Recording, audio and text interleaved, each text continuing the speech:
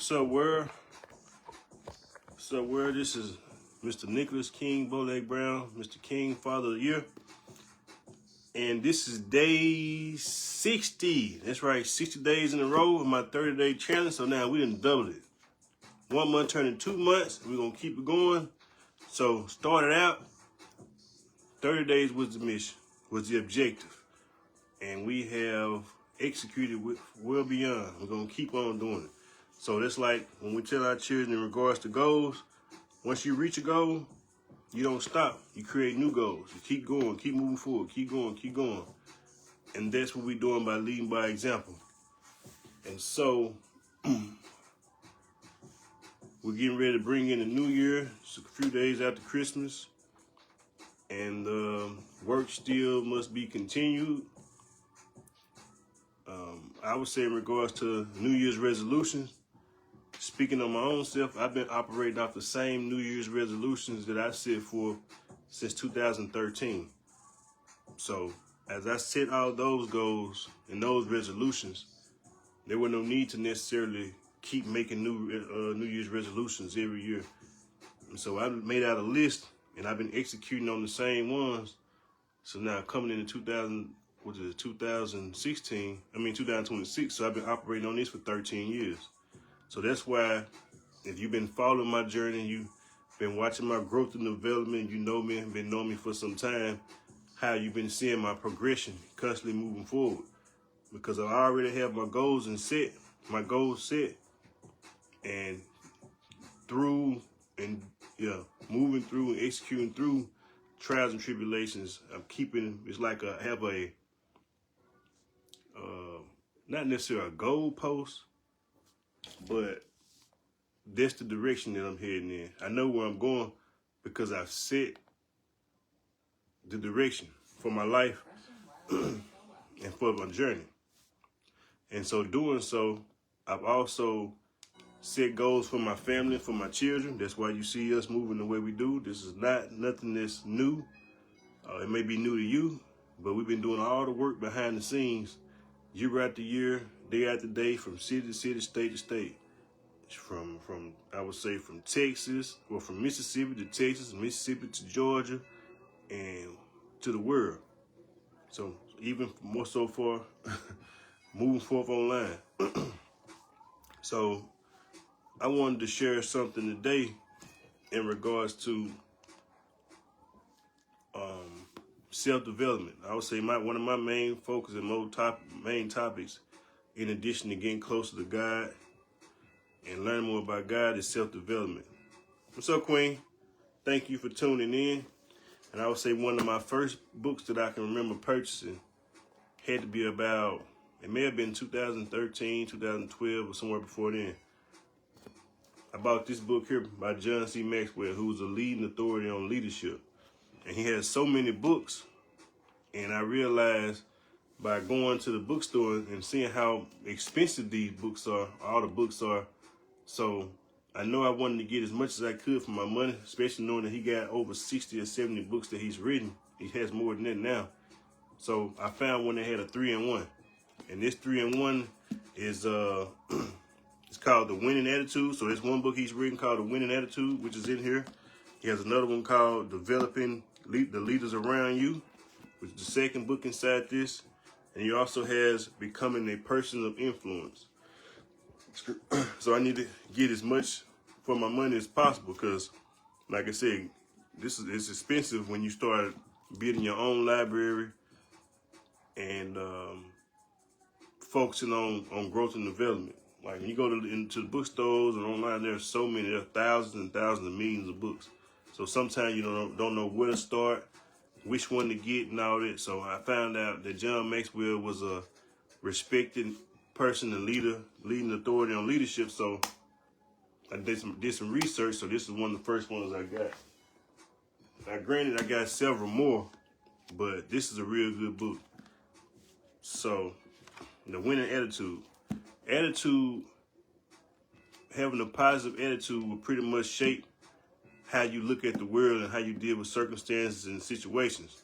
Say, for instance, something may happen, and you can have we're using the example, have like two people going through the same thing, But one person has a negative mindset and a pessimistic mindset, but then you have someone else that has a positive mindset or a winning attitude or an optimistic mindset.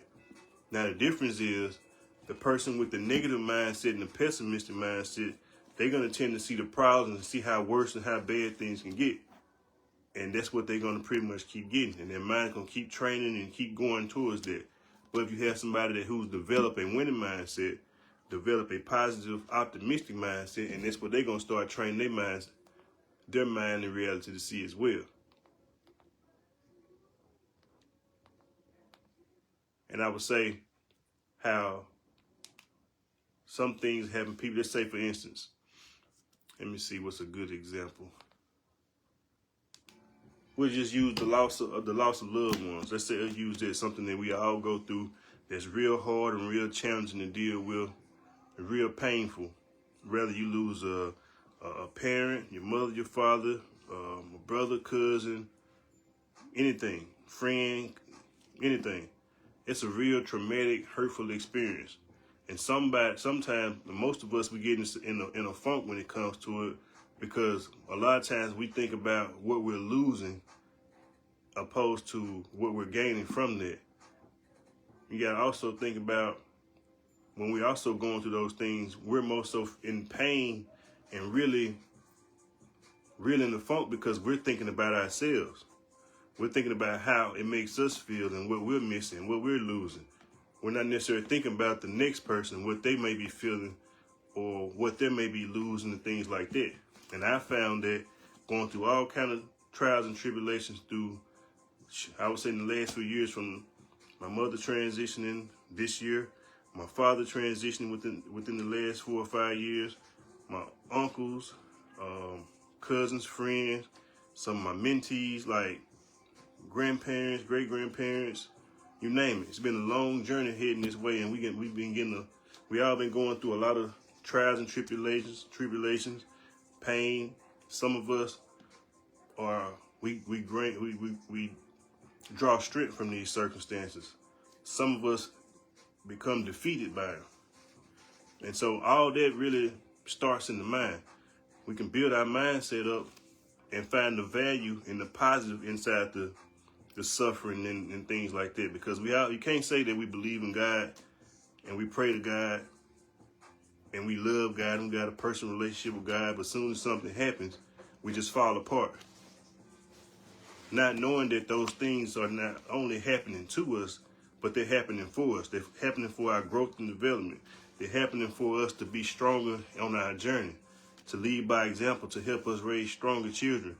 So when we do find ourselves facing other challenges, then it becomes not only easier for us to deal with, but we find the value and the meaning in them. Not saying it's easy, not saying it happens overnight, but it's just the way of life. It's just life. You know what I'm saying? Life is love. You got life, and life is pain. You're going to have some love, and you're going to have some love lost, and you're going to have some pain. But we can't stop. This is a relay race. Because everybody that we have and we're born in this world, in the beginning, they're not going to be here with us in the physical form as we get to the middle of this race. As we get towards the end of this race, we're going to have children. We're going to have grandchildren. And we have to pass the baton, the knowledge and wisdom to them so they can move forward and so they can stand strong and build strong families. And we can keep this thing going. And we reinforce and solidify our foundations of our families. So when we're going through challenges and tough times, don't let it break you. Look for the meaning. Look for the meaning in it, the lesson in it. And always remember that God, the higher power, or whoever you pray to, whoever you believe in, is always there. And again, this is not happening to you or to us. It's happening for us. Now, it's okay to cry. It's okay to take a break. It's okay to think. And it's always good to reflect and think about the good moments and things like that. But at the same time, we always got to think about what's the message in it? What's the bright side? How can we be a blessing to others? Because you have other people going through similar things. And sometimes they're going through worse things and they can't make it. So they need us to be strong especially our children and the young people, so they can draw strength from these circumstances.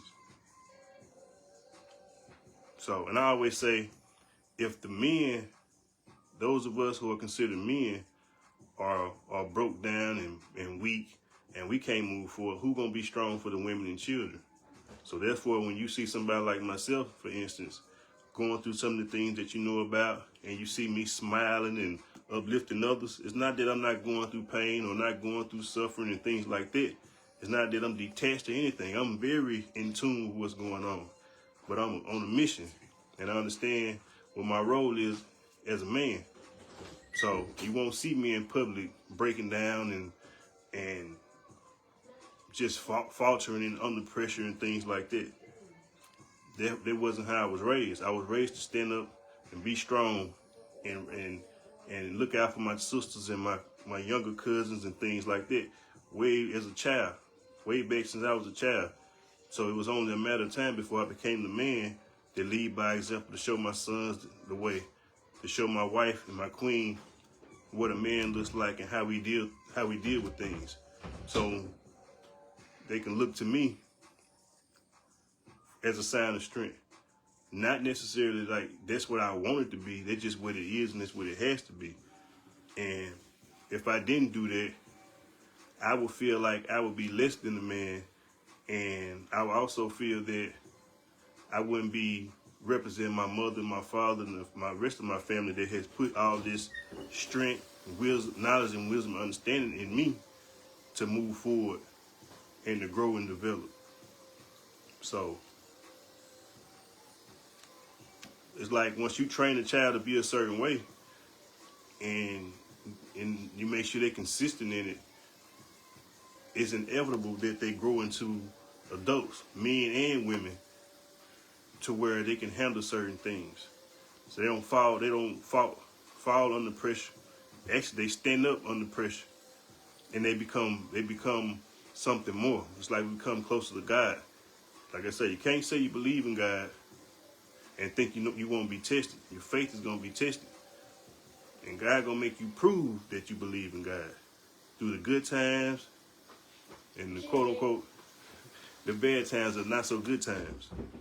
Again, it may not be fun, but you gotta think about the ones that are still here, the ones that need the love. And I also say that this is one of the things I believe, that sometimes those quote unquote bad things tend to happen to bring us closer together, because we're not paying attention to the signs. We're not praising God as we should. We're not doing the things that we're supposed to be doing, or that's required and expected of us. So God allows certain things to happen. They bring that pain, and these funerals and these court dates tend to bring people together, especially these funerals. But the downside is a lot of times when we come together, it's only for a short period of time.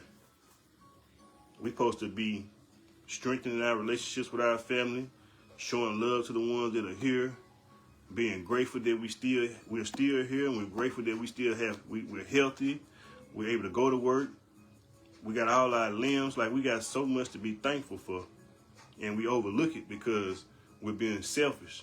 For instance, if we lose loved ones, like, oh, I lost this person. Hey, did you really lose them? Like, what did you gain from it? Because at the end of the day, we all belong to God, and we can't say that God don't make mistakes, but then things happen, and then we want to question God, like, okay, boom. I'm not saying don't ask questions and wonder, like, what to do, but these are clear signs. It's like you're trying to get somebody's attention, and they won't stop talking. Matter of fact, it's like God trying to get our attention, and we won't keep trying to do things our way when God wants us to do things the way that God wants us to do. And so, since we're not listening, God tend to pull certain people away from, like, okay, boom. It's a reality check. Then as we go through these grief moments and meet up at the funeral homes and go to these wakes, and after everybody's sending all these, we repost online and send condolences and, the usual thing. Oh, I'm praying for you and blah, blah, blah. Then we go back to how things were. And then until we find ourselves in that situation again and again and again. And if you notice, in this day and time, things seem to be happening more and more frequently, and to where the people that are transitioning are becoming younger and younger and younger. God trying to tell us something. We're not listening. And I think that, for me personally, that one of the messages, the main message is, you need to have God first and family. God, family. And to where we don't necessarily focus on that. Because just say, for instance, if we're gonna put God and family first, that's what we're gonna invest our time, our money, our resources at. If we're gonna put God first, we're gonna learn as much as we can about God. We're gonna study and get to know as much about God. We're gonna go to places where we can fellowship with other people who got their mind on God. We're gonna bring it to our family. God is gonna become the center focus inside of our lives and our families and our households and the things we do.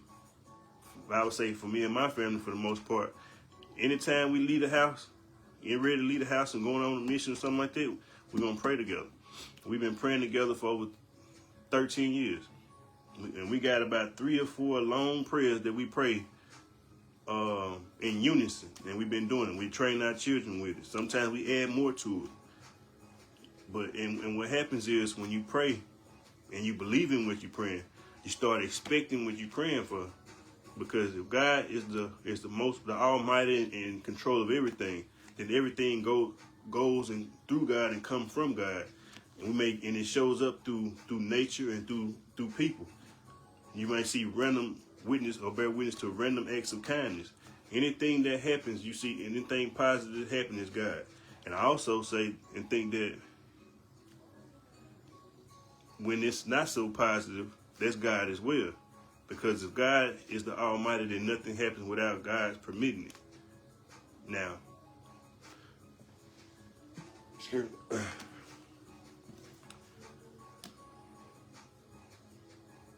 we just got to learn the sign. And I would say we got to get smarter. But including God in everything we do, it makes it a whole lot better, because it reminds us that we're not doing this thing alone. Even when we wake up, we breathe in. Every breath of air that we take is not nothing that we're doing. It doesn't come from us. So we're dependent. So since we know we're dependent, we need to get closer and closer to the source. And as we get closer to the source, we bring our children closer to the source to let them know to stay in line of the path, a righteous path. That way it keeps them from being distracted and being wandering and abused and misused by the world and the people that don't mean them no good, and going to places where they shouldn't be at, where don't need to be at. So I think that the more we start focusing on God and focusing on family, and really giving our children the best chance of a long, successful life, and teaching them things and exposing them things that we're not even aware of or weren't taught. And a lot of things that our opposition and enemies don't want them to know. Mainly a knowledge of self, who they are, where they come from, their history. Because history is not just a thing of the past. Anything you learn from the past is something that we utilize in the present that will be carried on in the future. So the past is not, and the history is not necessarily just the past. It's the past, present, and the future.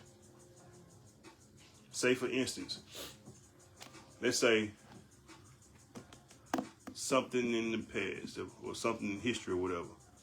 We'll use something. We'll use the messenger, the Honorable Elijah Muhammad, for instance, from the Message to the Black Man.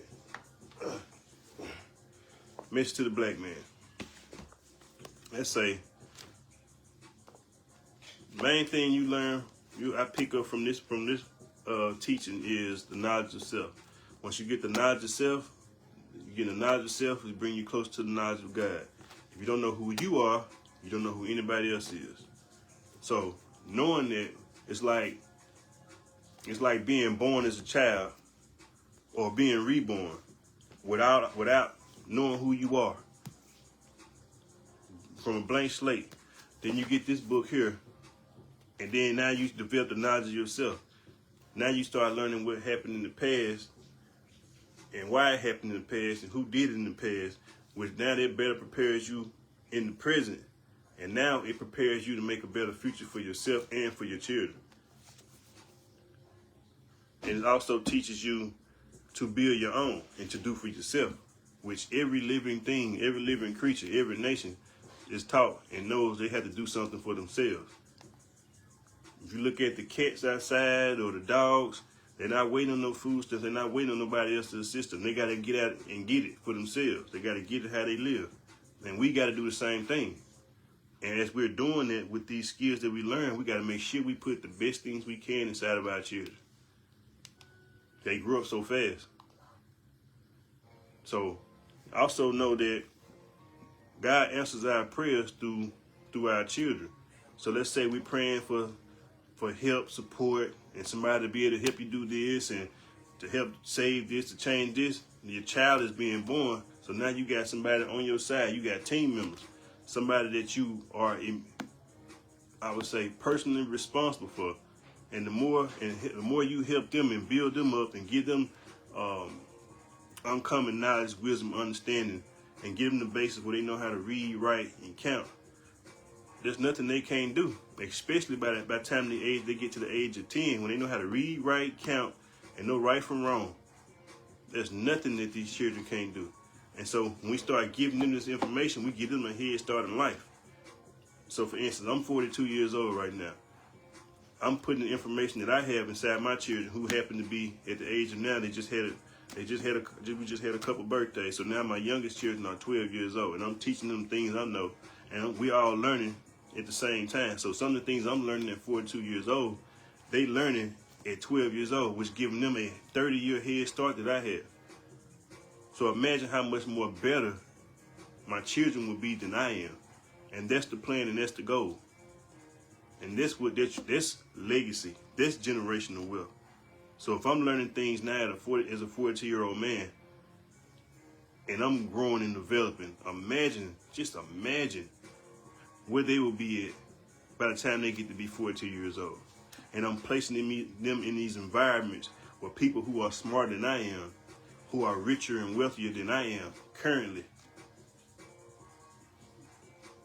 they getting this information, and they don't have to unlearn and relearn like I am and like we are having to do, because we were fed false information and miseducated and a whole lot of fluff. We giving them and taking them straight to the source, putting them around billionaires like Mr. Michael Roberts, putting them around like motivational speakers and multimillionaires like Mr. Les Brown, Mr. Eric E.T. Thomas, the hip hop preacher, Mr. Inky Johnson.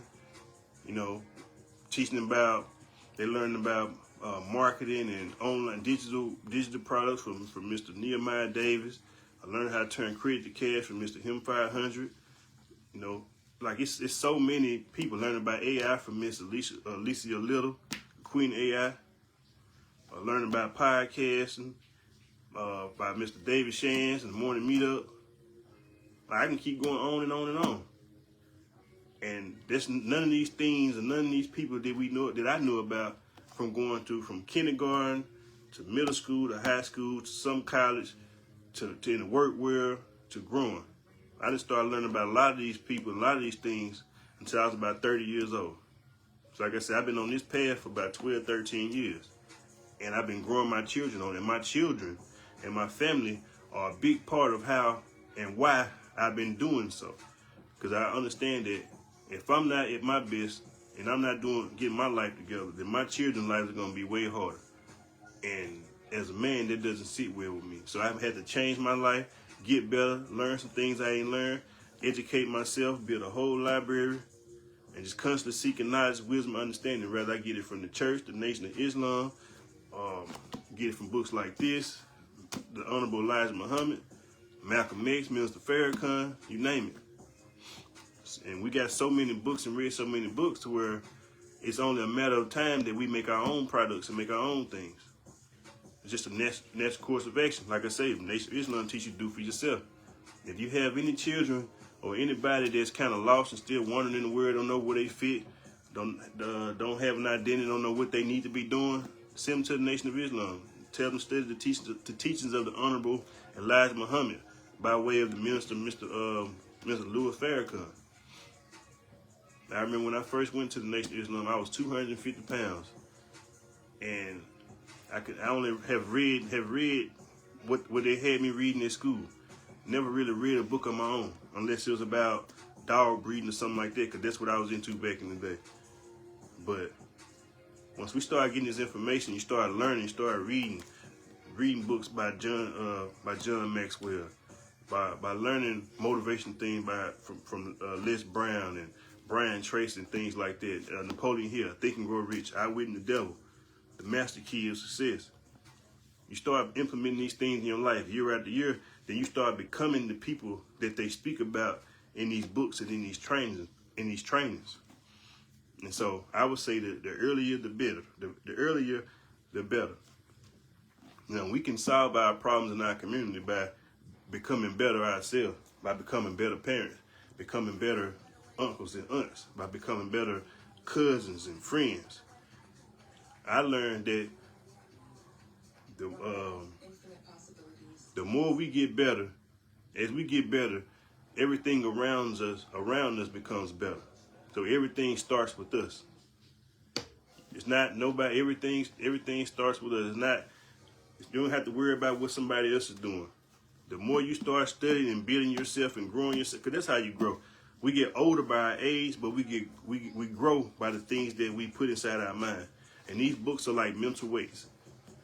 You put this in your mind, you're building your mind up, and you start growing inside yourself. So much so that the people around you don't even really recognize you like they used to. You start to do things different. You start to eat different. You start to think different. You start to wear different clothes. You start to have different conversations. You start to find yourself in different environments around different people. Now you got different friends, different wavelengths and things like that. Certain things you used to do, you don't have any interest in doing anymore. For instance, I used to like to drink, like to go out, like the club. I used to be real reckless and careless, and that was considered fun. Now I don't really have any interest in it for the most part.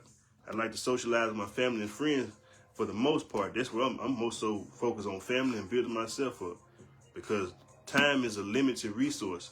You can get more money back. You can get certain material things back, but the time you'll never be able to get back. The only way you can get time back is being able to learn what you need to learn, and then to leverage it through other people and other resources with your money and things like that. Let's say for instance, in travel, one thing I would say about, let's say how we just look at how to gain some time back. Let's say I need to go from Jackson to Atlanta. It may take me 6 or 7 hours to drive from Jackson to Atlanta to get to my destination. But at the same time, if I have the money, I can fly from Jackson to Atlanta in about an hour. So that's time travel. I can save and get back a whole 6 or 7 hours by taking that 1 hour flight. So let's say if I need to fly from Jackson to California, that flight might take me, I'm gonna just estimate, that flight might be 4 hours or something like that, but it may take me 21 hours to drive in the car. Now let's say I gotta drive here and drive back. It might fly here and fly back. It might be 8 hours, but it might take me 2 days or so to drive. So that's one way that you use your money as a tool to collapse time and get your time back. Then also, the more we read, the more we read from people who studied and invested their life into these books, it's just also like documentaries. Let's say for instance, we'll use some of my favorite documentaries, Hidden Colors documentaries. Once you watch those documentaries, you have hundreds and thousands of years of research that's been compiled and consolidated in the form of a documentary or documentaries. For a few, let's say for instance, the first Hidden Colors may be about 3 hours. But you got thousands of years of scholarship from masters, historians telling you about things that you ain't know about, going back hundreds and thousands of years before the Bible was written, before the Quran was written, before all of these things, to where everything originated in Africa, and the African spiritual system is how the Bibles and these Qurans and everything start coming to be. So when you start realizing we've been here for all this time and we're before all the things that everybody tell us to read and praise to, then your perspective and your mind is just completely changed. And then you evolve. And through that evolution, you become a whole nother person, a whole nother being, to where the old you could not even touch the new you. Not even talking about the people that other people in the world who the naysayers, or the one that got something negative to say, the haters and things like that. They can't even compete, can't even compare, can't even conceive the mindset that you have. So imagine by us putting that in front and instill that in our children, letting them put them in front on these documentaries and watching it with them, take notes. Everything gets better when we become better. What's up, Passion? How you doing, babe? Everything becomes better as we become better. I like this beat. Everything becomes better as we become better. And there are no losses, there are only lessons. And if we don't learn the lesson, we are doomed to repeat the same problems over and over again. But when you learn from those lessons, you extract the wisdom, the knowledge, the wisdom, and the understanding from it. Then we grow through these things. I don't believe we go through things. I don't look at it as if we're going through things. I look at it as we're growing through things and become better, become stronger, become smarter. And imagine what pride that does, that it gives our children.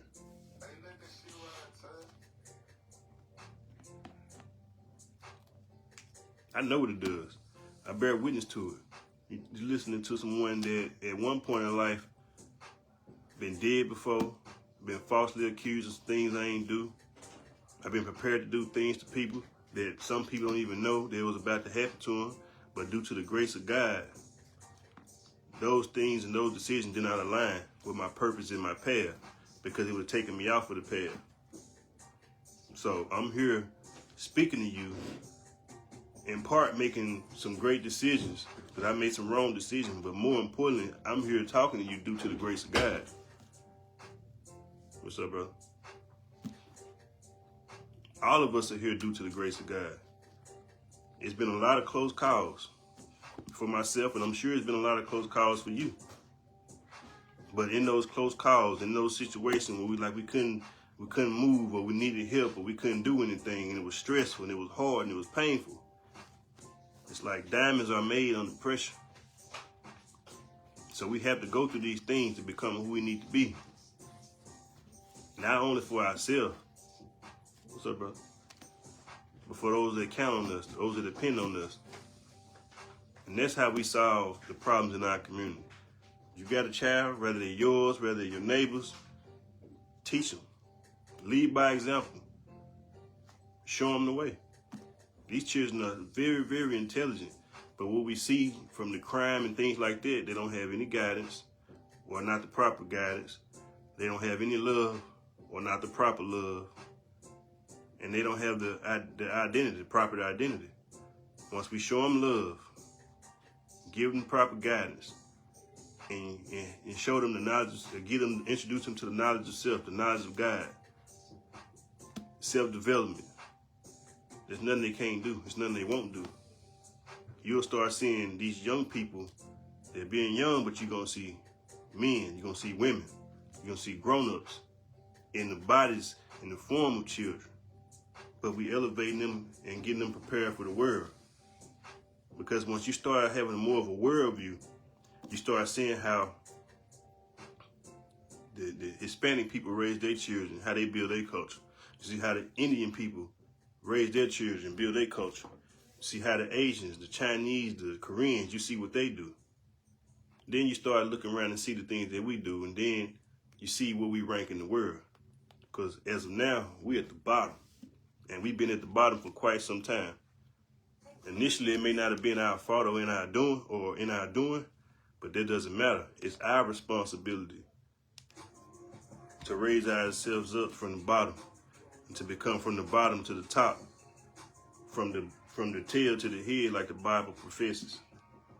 It's in our hand. We got the world in our hand. We got access to so much money. We got access to so many resources. So much knowledge is around us. We got access to smartphones, which connect us to the whole world. But we're not using it to the best of our ability and what it is actually meant for. And we're becoming agents in our own destruction while other people are prospering and building wealth off of our ignorance and our refusal to do some things for ourselves. For instance, how often are we gonna keep purchasing the same shoes and the same cell phones before we take the money and invest in our knowledge and our children, or investments and things like that? We gotta invest our money and resources in learning, because the more we learn, the more we earn. And as we learning more and we earning more, we can buy whatever we want. I would suggest that we invest our money in knowledge, wisdom, understanding, and then we can produce some things and make investments and teach our children how to do the same thing. And then that's how we win. That's how we make the crime go down. Anytime you see these children walking around without guidance in the middle of the night, out with masks on or hoodies on, that is a direct correlation to the parents in the household that they come from. Because myself personally, certain things that's unacceptable. It's certain things that's unacceptable for my children to do, and they know it because we have a standard. Because I'm not only saying things, I'm active and I'm present, and I'm leading by example. And I tell them about the mistakes I've made. I tell them about the close calls I've had. I tell them about the adversities that I've experienced. They know about adversities and challenges I'm going through currently. And they watching me, and they learn from me how I overcome those challenges in real time, and how I help other people overcome challenges in real time, from the things that they see, from the things that people say, and from the things that we do. Now, we're all special. I'm not saying that what we're doing is special to where nobody else can do it. If we can do it, you can do it. Not only if that we can do it and that we are doing it, you should do it. Because in the next 5 to 10 years or 20 years, what state is our community going to be in? Better yet, what state are your children going to be in? Because going to public school, private school, and all these different things is not enough. The world is changing. The world is evolving. And we either going to evolve with it, or we're going to get left behind. And that's what's happening. That's what's been happening. So we got to start caring. We got to start getting to them about ourselves, about our children, about our community. Because we can do everything we can for our own children, but they're still going to associate with the world. Look at the music. Look at the music the males are making. Look at the music the females are making. Listen to what the children are reciting from they hear from this music. Look at the movies and the shows that we watch. Look at the reality shows, all that. It's putting us it's keeping us at the bottom. Now, certain things that we're just not going to do in my family, not on my watch, not long as I'm learning and growing and developing and on duty. Because I represent a lot of people. I stand on the shoulders of giants. From my mother, from my father, from my grandfathers, my grandmothers, great-grandparents, my uncles, aunts, my teachers, mentors. Like, it's so many people that I owe to be able to speak like I speak. And so certain things will be uncivilized for me to partake in, to act like I wasn't raised the right way or raised with a certain standard. And so we lead by example, and I'm showing my sons how to be men. And I'm showing my nieces and nephews what a man looks like and what women do. And I'm showing my sons how to identify a woman, how to identify a lady and a woman, how to identify a bitch, how to identify a hoe. Like, all females are not created equal. And all males are not created equal. So we either gonna choose to do something about it, or we're gonna keep acting like we don't understand, and things keep getting worse and worse. But everything starts with the proper mindset. If we can teach our children how to get up every morning and go to school, kindergarten, first grade, second grade, third grade, fourth grade, fifth grade, they're just in elementary. 6th grade, 7th grade, 8th grade. Then you got middle school, 9th grade, 10th grade, 11th grade, 12th grade. You got high school, 4 years of college, 4 more years of graduate. Like, what are they gonna get? What are we going to school for? To be able to do what? To get a job? I don't know if y'all paying attention to what's going on in the world. People losing jobs left and right. Hundreds and thousands of people every day losing jobs. And then you got AI. So people are losing more and more jobs. So what are we really sending our children to school to be able to do? Because school teaching you to become an employee.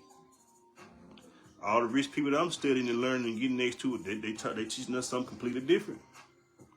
So I don't know about you, but if my plan is to get rich and wealthy, and I want my family rich and wealthy and empowered, I'm going to start studying the ones that are rich, wealthy, and empowered, and learning from them.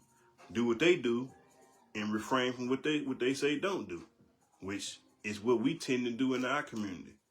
We tend to do what the rich people say not do. We consume when we supposed to produce. Say, for instance, in one of the books I got, I want to say it's a book by Robert Kiyosaki. When he wants a new toy, whether it be a car or something like that, he starts a new business. He makes that business, rather it's real estate, he go get some new real estate, and he puts this in position, and then he uses it to pay for it. That way, it makes him richer versus making him poor. Opposed to taking, let's say, for instance, let's say we got tax season coming up. We just had Christmas. We'll talk about Christmas. A lot of people spent a lot of money on presents that really don't have any value mentally. How many people bought books? How many people bought courses? How many people bought things that's going to elevate your mind, elevate your child's mind? Or we just still buying the same thing? How can we win with that? What are other people buying their children?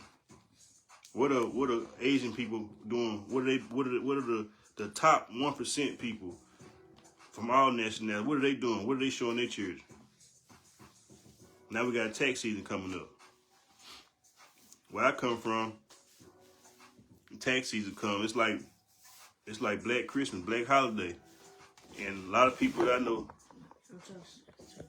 Why you want to do it now? Why I'm doing this? I've been here for a whole hour. Now you want to come fix this?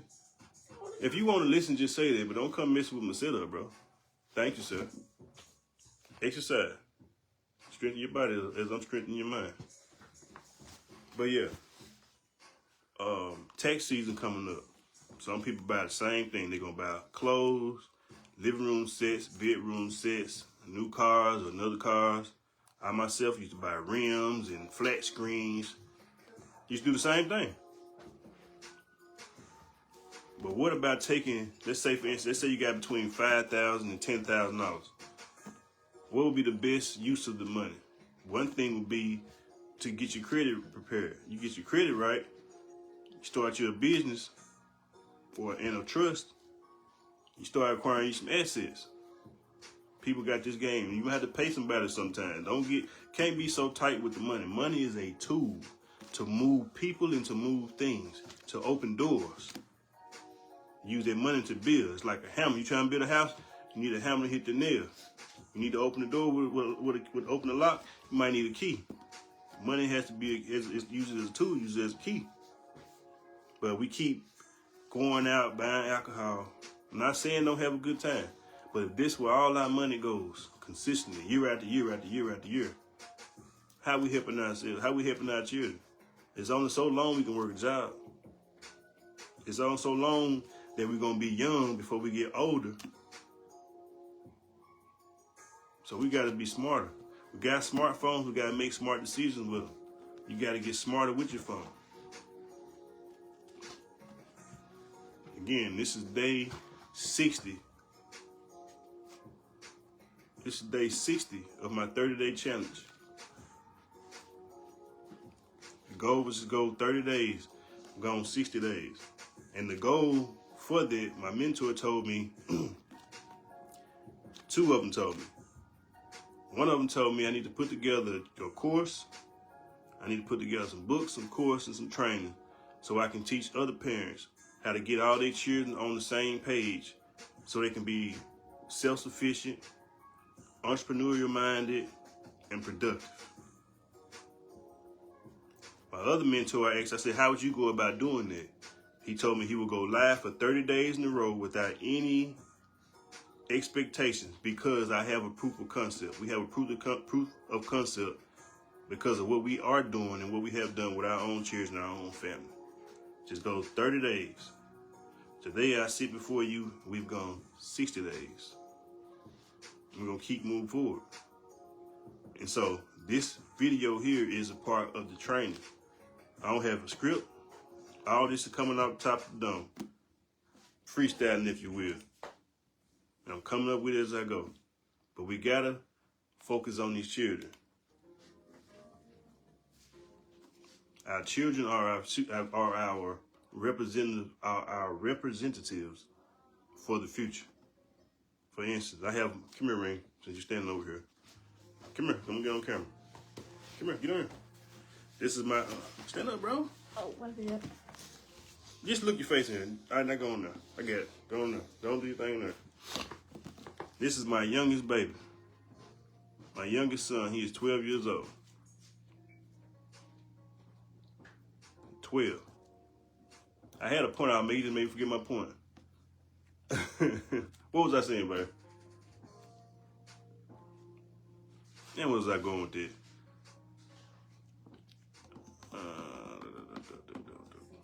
60 days.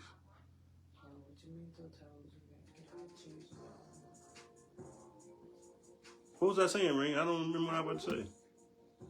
You was standing right there. You was about to start talking about something else. I know that. What was it? You were talking about I'm your youngest child. I got that part. I was making a point.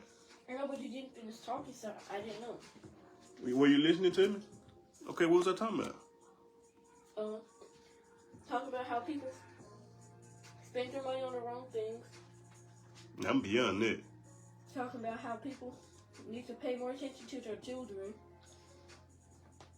and put some more effort behind their children's stuff too. You're right. No. Well, I had to find it. I don't know where that thought went.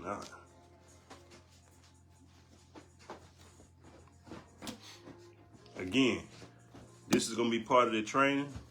I'm gonna be teaching as much as I can, showing mothers what they can do, showing fathers what they can do, giving you tools and resources from my own life experiences.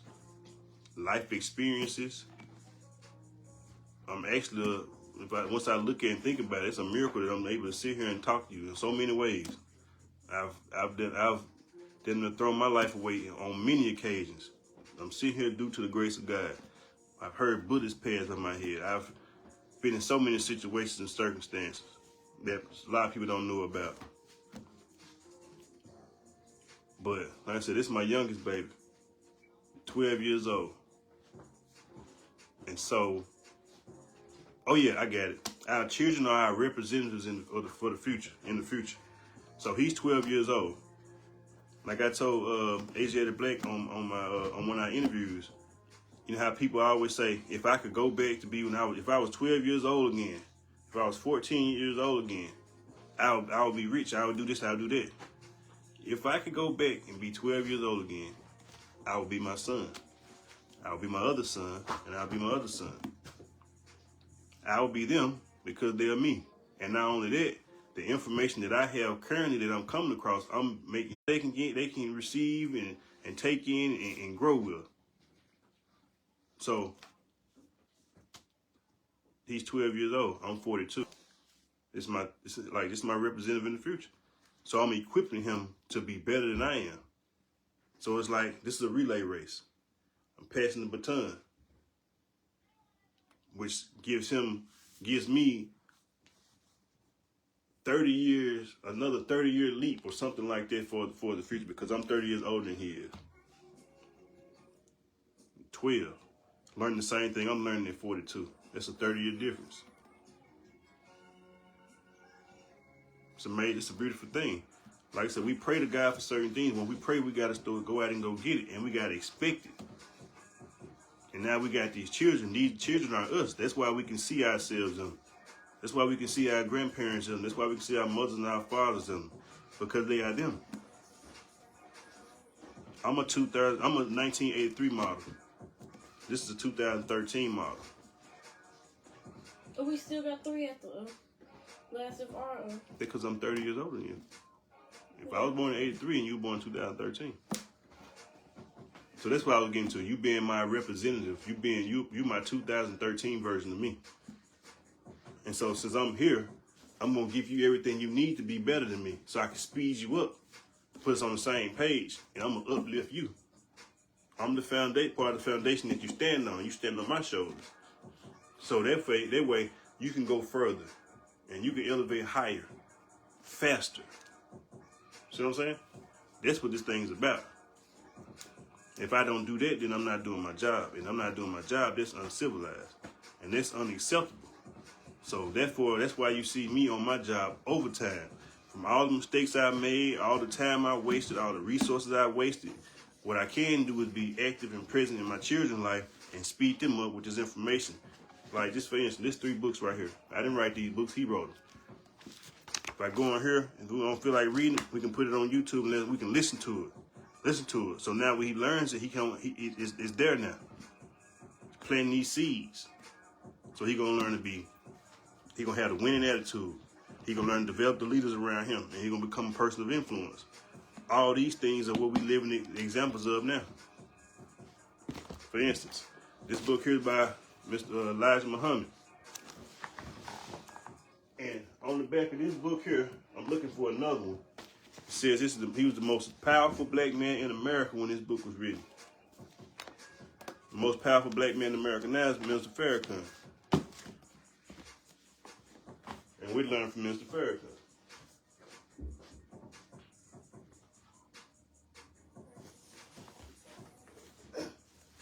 So I would just like to add, we either gonna be obsessed or we gonna be average.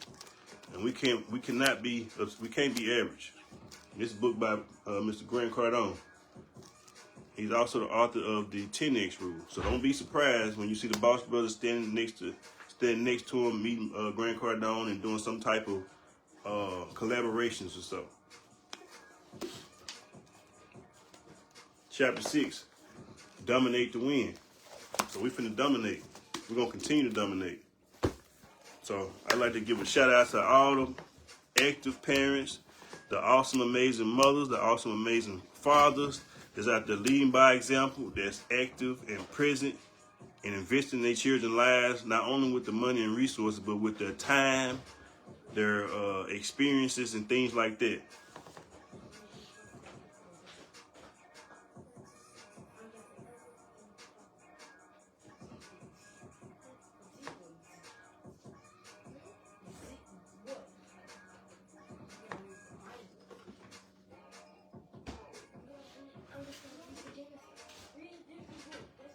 Oh, I was looking for that book.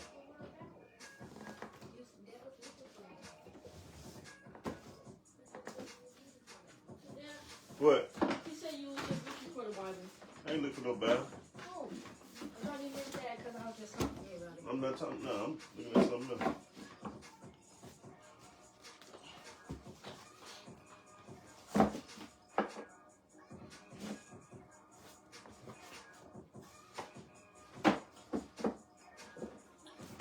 was finna show one book, but here's another book by Robert Greene. You need to focus on mastery. Master yourself. The cover, I don't know what the cover is though. Let me show you something. Look at all the highlight.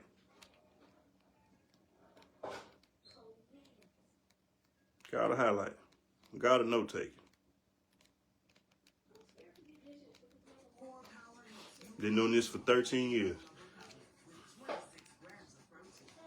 That's why when you see me now, if you knew me from the past, you may not recognize my mindset or things like that.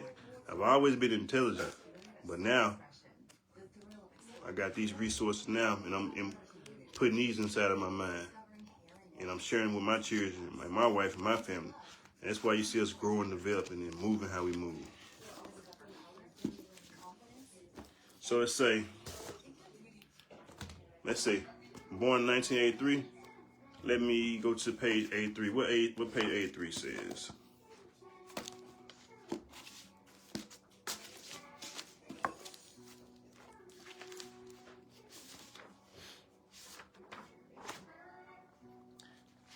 Page 83. Look, you might not see the highlight, but look, all the underlines. Page 83 says, they talking about Henry Ford, giant in the making. I'm gonna just find a paragraph. All right, I'm gonna go to the last paragraph on page 83 of Mastery by Robert Greene. It says, when a machine malfunctions, you do not take it personally or grow despondent. It is in fact a blessing in disguise. Such malfunctions generally show you inherent flaws and means of improvement. You simply keep thinking until you get it right, well, tinkering till you get it right. The same should apply to an entrepreneurial venture. Mistakes and failures are precisely your means of education. They tell you about your own inadequacies. It is hard to find out such things from people, as they are often political with their praise and criticisms.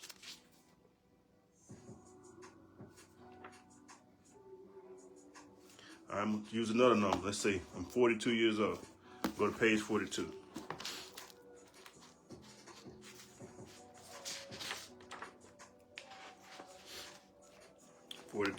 Highlights. Page 42.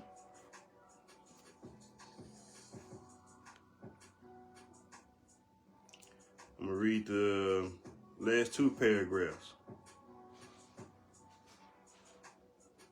It says, no good can ever come from deviating from the path that you were destined to follow.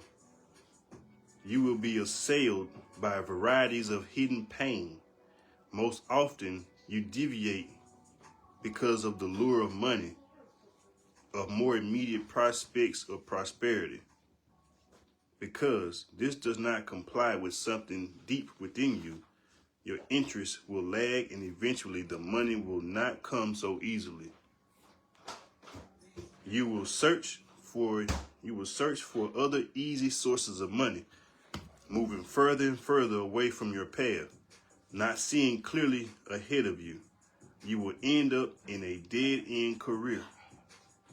Even if your material needs are met, you will feel an emptiness inside that you will need to fill with any kind of belief system, drugs, or diversions.